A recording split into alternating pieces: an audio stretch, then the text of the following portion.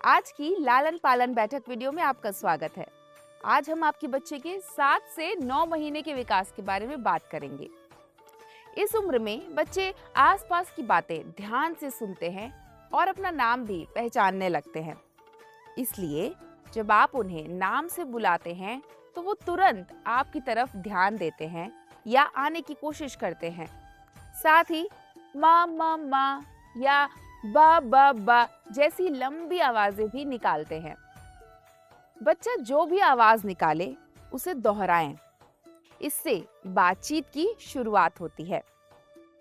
शब्दों को लोगों से जोड़ने में मदद करने के लिए आप कह सकते हैं, हाँ मैं मम्मा हूँ।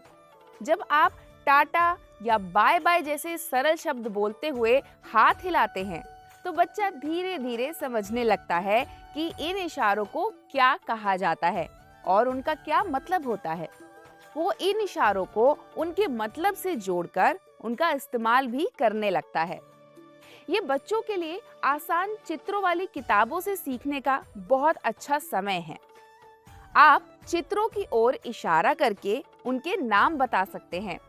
शुरुआत से ही किताबें साथ में देखना बच्चे में आगे चलकर पढ़ने की रुचि बढ़ाता है और ये उसके साथ जुड़ने का एक खास समय भी बन सकता है। नहलाते समय भी आप बच्चे के शरीर के अलग-अलग हिस्सों को दिखाकर नाम बता सकते हैं। इन सभी गतिविधियों से बच्चा ये समझना शुरू करता है कि तस्वीरों, चीजों, लोगों और शब्दों के बीच क्या संबंध है।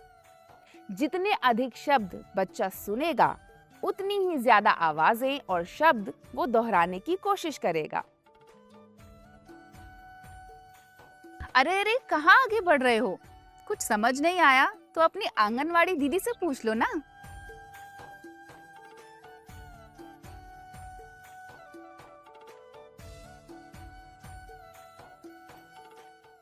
इस उम्र में घर के साधारण सामान जैसे बर्तन और डिब्बे भी बच्चे के लिए खिलौना बन सकते हैं। उन्हें हिलाने, लुढ़काने और बजाने से बच्चा आवाज, वजन और आकार के बारे में समझता है। ऐसे खेल कारण और परिणाम को जानने, चीजों की तुलना करने, पकड़ मजबूत करने और नई चीजों को जानने की उत्सुकता को भी बढ़ाते हैं।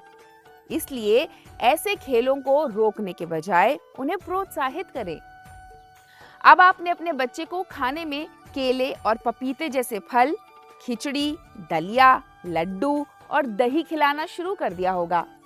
तो अब आप उबली हुई सब्जियों के छोटे टुकड़े या भीगी रोटी के टुकड़े भी उन्हें दे सकते हैं। आपका बच्चा अपनी सभी उंगलियों का इस्तेमाल करके दी गई चीजों को पकड़ने की कोशिश करेगा। भले ही इससे खाना आसपास फैले, ये खुद से खाना सीखने का पहला कदम है। बच्चों का वजन और लंबाई जानने के लिए स्वास्थ्य केंद्र जाते रहें और उसके टीके समय समय पर लगवाते रहें। टीके शरीर को बीमारियों से लड़ने की ताकत देते हैं। इंजेक्शन लगने की जगह पर हल्का दर्द या सूजन हो सकती है और ये बिल्कुल सामान्य है। जब टीका शरीर में जाता है तो शरीर की सुरक्षा प्रणाली उस पर काम करती है, जिससे शरीर असली बीमारी से लड़ने के लिए तैयार होता है। अगर बच्चा बहुत परेशान हो या बुखार ज्यादा हो तो डॉक्टर या नर्स कुछ दवाइयां बता सकते हैं।